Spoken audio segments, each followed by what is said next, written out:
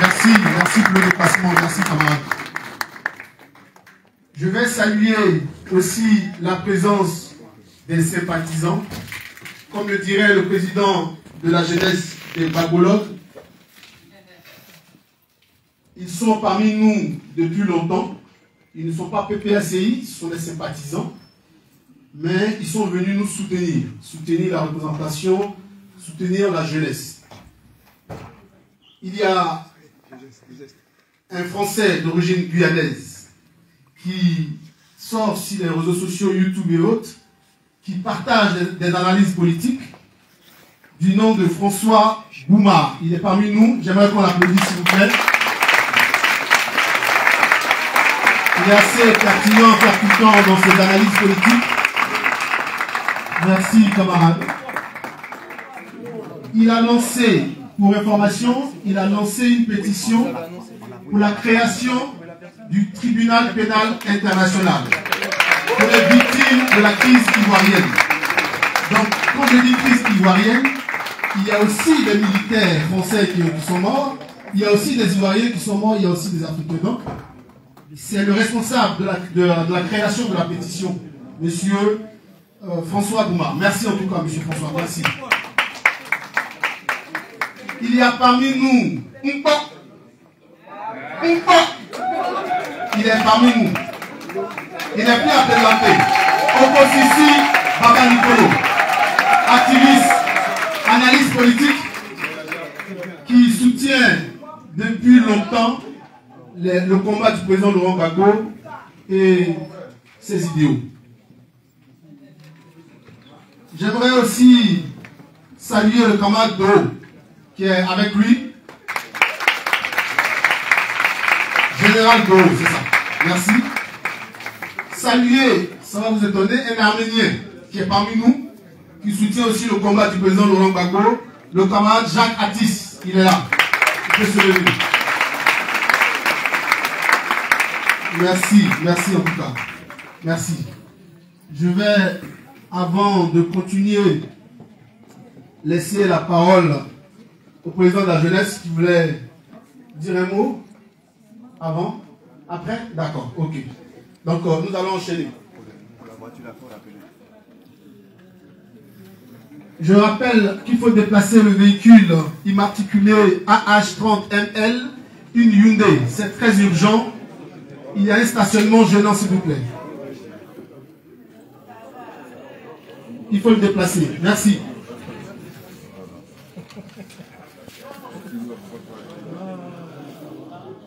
Camarades, nous allons enchaîner rapidement sur le second thème qui sera animé par le représentant Blaise Pascal Logo. Le second thème le second exposé a pour thème le rôle de la jeunesse pour la victoire du président Laurent Gbagbo en 2025. Camarade représentant, le micro est à toi pour cette petite exposé. Merci beaucoup. Merci, camarade représentant. Ensuite, camarade représentant, pardonne-moi, on me dit 25 minutes. 25 minutes. Voilà, merci, camarade représentant. Merci.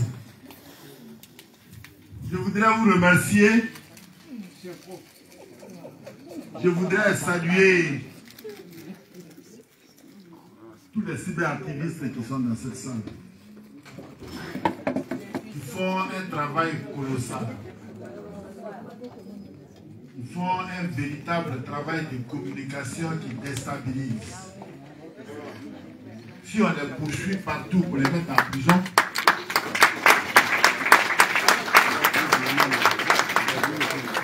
si on les poursuit partout pour les mettre en prison, c'est parce qu'ils sont gênants par leur prise de position, par tout ce qu'ils disent comme vérité. Parce que Ouattara n'aime pas la vérité. Nos camarades cyberactivistes prennent ces risques-là sur les réseaux sociaux pour les dire en prenant des risques. Ce soir, nous nous rappelons de notre frère Sibiko qui est en prison bientôt 1 an, sans procès, parce qu'il a parlé, alors que d'autres personnes parlent, et puis on ne dit rien. Bon, le thème que je vais développer ce soir est déjà développé. Quand on fait des enfants, c'est pour qui nous remplace demain. Donc, en eux, nous produisons une énergie qui se renouvelle en eux chaque jour. À tel point que on ne peut construire, on ne peut bâtir aucune chose sans ces jeunes-là. C'est ce que Hegel appelait rien de grand ne peut s'accomplir sans passion. L'homme fait un enfant pour que cet enfant-là le remplace. Quand demain, il ne sera plus en capacité de produire de l'énergie pour survivre. C'est pour ça, dans tous les combats, la jeunesse, je parle de combat de libération. La jeunesse a toujours constitué un socle, un fer de lance. C'est pour ça que nous avons décidé, dès maintenant, pendant que nous sommes à 8 mois des présidentielles, de soutenir cette jeunesse-là, pour qu'elle joue son rôle. Son rôle, c'est quoi? Nous, les adultes, nous parlons, mais il y a des pas qu'on ne peut plus faire. Donc, on a besoin de cette jeunesse-là pour constituer un ciment, pour constituer un avenir pour nous. Parce que le président Laurent Gbagbo, vous voyez, il est dans ce combat parce qu'il aime la Côte d'Ivoire. Souvent, je me pose des questions. Comment il fait? Ceux qui ne sont pas allés en prison comme lui se sont assis, ils sont fatigués. Ceux qui n'ont rien subi, hein, qui sont seulement que nous on a appelé dans la rue, et puis ils sortent, ils disent qu'ils sont fatigués. Si toi tu es fatigué, et Gbagbo. Si nous on est fatigué, et Gbagbo.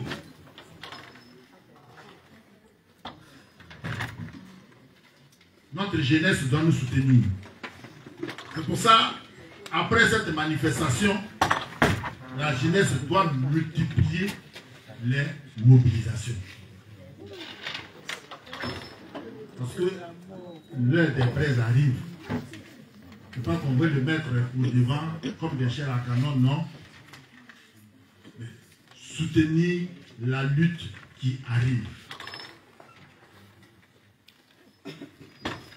Ce qui arrive là, je l'ai écrit sur ma page sans peur. Ce n'est pas pour faire peur non plus. Mais notre camp prépare des élections. La gauche ivoirienne prépare des élections. Mais en face, ils préparent autre chose. Il faut en prendre conscience. Quand Ouattara ne se prononce pas sur les élections, quand Ouattara ne se prononce pas sur la libération des prisonniers politiques, quand Ouattara ne se prononce pas sur nos besoins, nos demandes de revoir la constitution de Côte d'Ivoire, et pardon, la liste électorale, la constitution est fondamentale, on ne la change pas comme ça. Plusieurs fois, nous avons dit la liste électorale de Côte d'Ivoire ne nous inspire pas confiance. Parce que ceux qui la détiennent ne nous inspirent pas confiance eux-mêmes. Donc nous rentrons, nous apprêtons depuis janvier la ligne droite d'un combat acharné. Moi, mais je parle de 6 mois, ça peut commencer à partir de 4 mois, 5 mois. Parce qu'eux, ils ne veulent pas aller aux élections. Donc, ils sont en train de faire comment il faut faire pour contourner les élections et puis confisquer le pouvoir d'État comme en 2020. C'est ça qui est leur combat. C'est nous qui demandons qu'on fasse un audit de la liste électorale. C'est nous qui demandons qu'on inscrive le président Laurent Gbagbo sur la liste électorale. Qu'on fasse en sorte que nos camarades, nos frères, selon la Constitution, qui sont en exil, rentrent en Côte d'Ivoire. Le président ne le cache pas.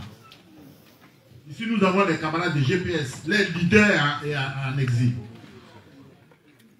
2025, nous voulons des élections inclusives, transparentes et démocratiques. Mais le RDN n'en veut pas. Le RDN n'en veut pas. Eux, ils cherchent à organiser une violence pour se maintenir au pouvoir. Donc cette fois-ci, ça ne devrait pas passer. Nous n'avons pas eu peur de le dire sur un plateau de télé pour dire que si Ouattara crée une victoire et une violence encore en Côte d'Ivoire, une violence électorale, cette violence devrait l'emporter.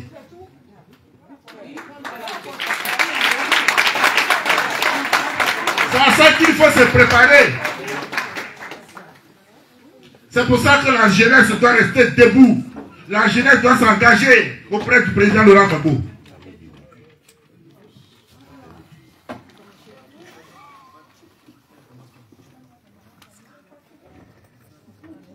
Donc,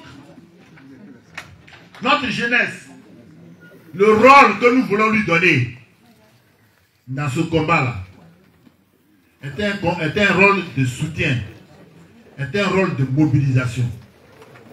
Parce qu'aujourd'hui, dans tous les grands pays, la balance des jeunes pèse plus que la balance des adultes. Donc la majorité aujourd'hui, que ce soit aux élections, que ce soit dans tous les combats, dans tous les domaines, la jeunesse pèse que les autres tranches d'âge. C'est pour ça que nous voulons que cette jeunesse-là s'organise. C'est pour ça que nous voulons que cette jeunesse-là, qui est déjà politisée, parte vers les autres jeunes pour créer une dynamique autour de notre candidat, le président Laurent Gbagbo. Voilà le véritable rôle que nous voulons lui donner. Je me souviens, aux côtés du président, quand les jeunes au palais de Treichville avaient pris la parole et avaient demandé au président qu'est-ce qu'il pouvait faire pour la jeunesse.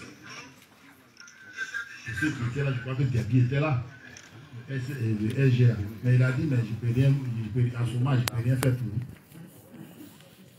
Il a répondu parce que c'était une fille qui avait pris la parole pour poser cette question. Il dit, mais je ne peux rien faire.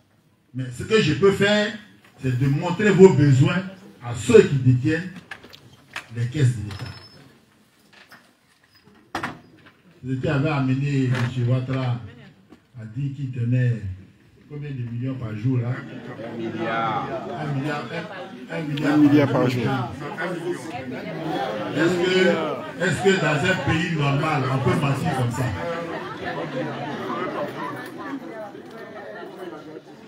Et l'année est terminée, les jeunes n'ont jamais vu un billet de 1000 francs. Même 500 000 n'ont pas vu. Donc nous ne pouvons pas mentir à nos jeunes. Le rôle qu'on veut leur donner aujourd'hui est un rôle de soutien, est un rôle de mobilisation, est un rôle de terrain, est un rôle d'animation du parti au niveau des nouveaux majeurs. Il faut les remobiliser. Il faut aller dans les hameaux, mobiliser les jeunes qui ne sont pas encore sur les listes électorales. Parce que nous sommes convaincus qu'il y aura un autre enrôlement avant les élections, comme prévu par la Constitution. Mais c'est la Constitution qui le dit. Le budget de 29 milliards est déjà voté. Ils ont déjà l'argent avec eux. Donc ils doivent organiser cet enrôlement-là pour que sereinement on parte aux élections. Le FDN ne parle pas de ça. Parce qu'eux, ils sont dans les grains en train de préparer autre chose. Ils sont dans les grains en train de préparer autre chose que des élections pour confisquer encore le pouvoir comme en 2020. Mais vous-même, vous avez vu en 2020, il n'y avait que KKB en face. En 2025, là, Gbagbo est venu, hein. Donc quelqu'un qui tente une violence, la violence doit l'emporter. Voilà, parce que les temps ont changé. Voilà, parce qu'en 2011, on était seul. En 2011, on était seul. En 2011, on était mal entouré. Quand je parle de mal entouré, ce n'est pas l'entourage tout de suite là à côté. C'est l'entourage autour du pays. Non, parce qu'il y en a d'autres qui ne comprennent pas. Ils vont aller écrire demain, le bois a dit, Gbagbo était mal entouré. Non, non, non, non, non. J'ai dit notre pays était mal entouré en 2011. Mais cette fois-ci, là, on est bien entouré. Et ceux qui savent voir ont déjà vu que la Côte d'Ivoire est bien entourée cette fois-ci. Donc, c'est dans ce rôle-là que nous voulons mettre la jeunesse pour qu'elle aide le président Laurent Gbagbo à venir au pouvoir, pour qu'à travers le pouvoir, le président Gbagbo puisse leur donner, puisse rétablir les droits des jeunesses. Le président Gbagbo que nous connaissons, si c'était lui qui avait promis les 25 milliards, ou bien les milliards, 1 milliard par jour, toi tu vas prendre crédit.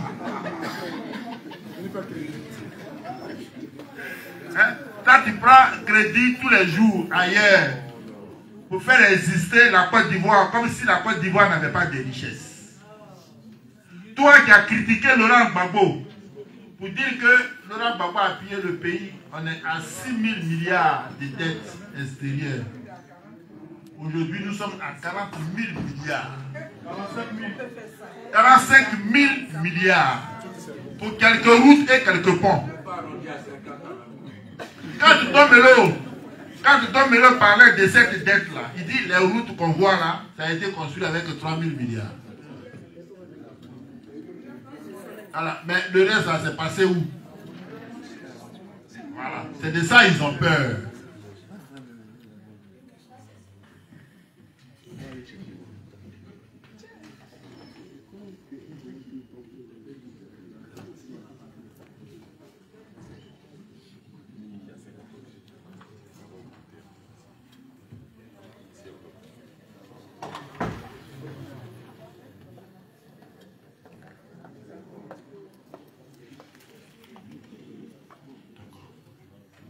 Donc, jeunes gens, voilà un peu, dans l'opposition, on ne peut pas donner un rôle de réussite à nos jeunes, mais nous leur disons qu'on a un combat à mener ensemble. Et après, nous allons gérer la Côte d'Ivoire ensemble. Parce que notre pays aujourd'hui n'est pas géré ensemble. Il est géré par des gens qu'on ne connaît même pas. On ne sait pas comment ça se passe. Je n'ai jamais compris comment le président de la République fait une adresse à la nation et puis il parle d'une fille qui a fait un challenge à Koumassi. Alors que les vrais problèmes de la Côte d'Ivoire sont là. On dit le nom de Laurent Gbagbo n'est pas sur la liste alors que l'ONU a dit de mettre son nom sur la liste. Mais c'est ça. Voilà les vrais problèmes sur lesquels nous on attend Ouattara. On dit les Ivoiriens disent sur la liste électorale là, il y a 2 millions d'étrangers qui n'existent pas, qui n'ont ni père ni mère. C'est à ces questions-là qu'on veut que Ouattara réponde. Les Ivoiriens disent encore que Ouattara lui-même ne peut pas faire un 4e mandat au nom des articles 183 et 55 de notre constitution. C'est là qu'on attend Ouattara. C'est à ces questions-là qu'on attend des réponses. Parce qu'en 2020, il a embrigadé le pouvoir d'État avec des fusils. On a même vu dans des villages, ils ont joué au football avec des têtes coupées. À Daoukro précisément. S'il veut qu'on les accompagne, on peut les accompagner et les parents sont encore là vivants. Il n'y a jamais eu de procès pour tout cela. Donc nous demandons à notre jeunesse de nous aider. Voilà. Aujourd'hui, la jeunesse a pris le pouvoir, elle est devant et puis tous mes cadres sont dans le fond là-bas. Hein, c'est comme ça que vous faites.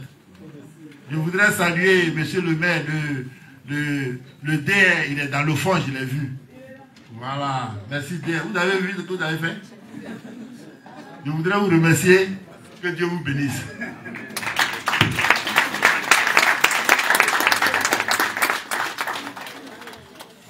Merci infiniment, camarades représentants, pour ce message authentique et véridique. Nous voulons saluer le camarade Alexis Bio, SGA de la section PPACI Saint-Étienne, responsable de la jeunesse.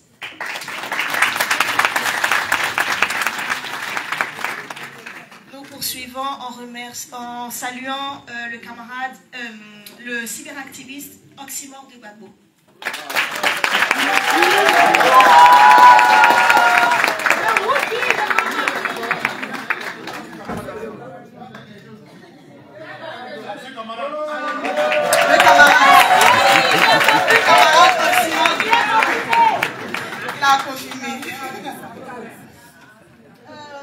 Nous poursuivons en introduisant, enfin, avant d'introduire le camarade chargé de présenter le bureau de la jeunesse officiellement, le camarade responsable de la jeunesse voudrait véritablement s'adresser à vous pour des remerciements.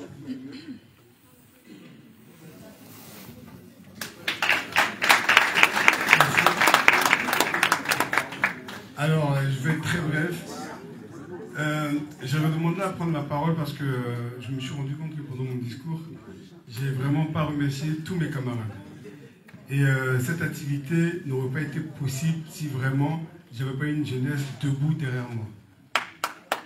Donc, je voulais vraiment que l'Assemblée remercie vraiment tous mes camarades parce qu'ils ont été au fond.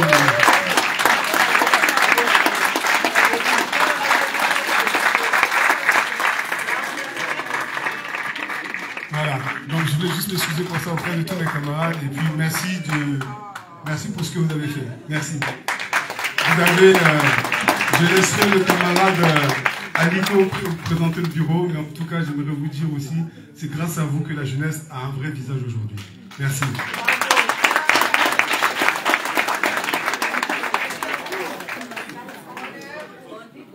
Merci camarades responsables des jeunes. Effectivement, la jeunesse a fait montre d'un véritable leadership, le leadership que le président Gbagbo attend de nous.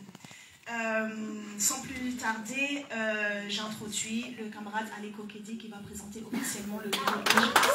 Le PPACI, c'est un grand parti politique. Ils ont un leader qui connaît la chose politique.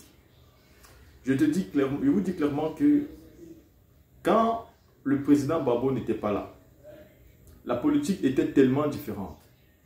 Et depuis qu'il est là, la politique a également changé. Car le président Laurent Gbagbo a compris ce que c'est que la politique.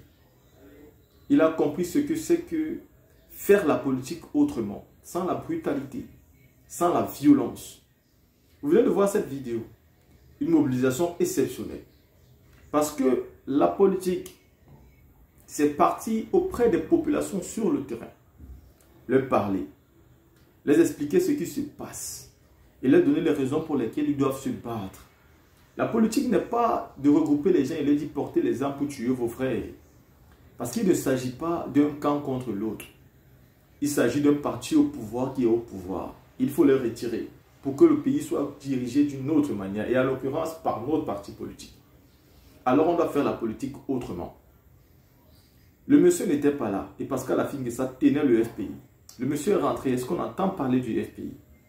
On les entend parler dans des moments exceptionnels, dans des rares moments où ils sortent et ils nous font pondre des communiqués ici, ça. PPACI, tous les jours on en parle. tous les jours depuis qu'ils sont sur le terrain. Ils ne restent pas tranquilles. Le parti est mobilisé, le parti est recoupé. Vous sentez vraiment qu'ils se sont mis à rang serré pour un combat véritable, pour un combat digne de ce nom. C'est ça qu'on dit un parti politique. Et un leader charismatique. La mobilisation était exceptionnelle. Amenée par Abu Dhabi depuis la France, où nous avons suivi tranquillement tout ce qui est dit, car 2025 approche. Et pendant que le RHDP est en train de distraire les populations en leur disant que le président Gbagbo ne sera pas sur la liste électorale, de l'autre côté, Gbagbo et ses compagnons sont en train de dire au peuple, je serai sur la liste, ne vous inquiétez pas, car c'est chose faite. Mobilisons-nous, préparons-nous, car le combat arrive. Et c'est vrai parce que si nous ne sommes pas mobilisés, que nous ne sommes pas préparés, et qu'il vient être admissible 3 mois avant l'élection, 1 mois même, qu'est-ce que vous allez faire? Alors il faut vous mettre au travail, il faut vous mobiliser, il faut être sur la liste électorale, il faut aussi être prêt à sortir. Ouattara sait qu'il doit éviter une guerre à la Côte d'Ivoire, il sera responsable de cela. Il sait qu'on ne doit plus avoir les morts en Côte d'Ivoire, il sera responsable de cela. Il connaît ce peuple souverain qui a tant souffert, qui a mal et qui a soif du changement. Il sait que ce peuple ne le laissera pas tomber s'il se met en rang serré et se mobilise. Alors, il a intérêt lui-même à laisser les élections se passer de manière libre et normale. Mais il ne le fera pas. Parce qu'il s'agit de son arrêt de mort. Il s'agit de sa fin. Je doute qu'il fera cela. Je ne vois pas Ouattara comme quelqu'un qui sait que je vais vers ma fin, mais je vais quand même. Il va donc préférer tout détruire au lieu de partir. Donc j'espère que les opposants auront une stratégie pour nous éviter ça. Et la stratégie n'est pas de se faire la guerre dans l'opposition, mais de s'accorder pour faire la même chose.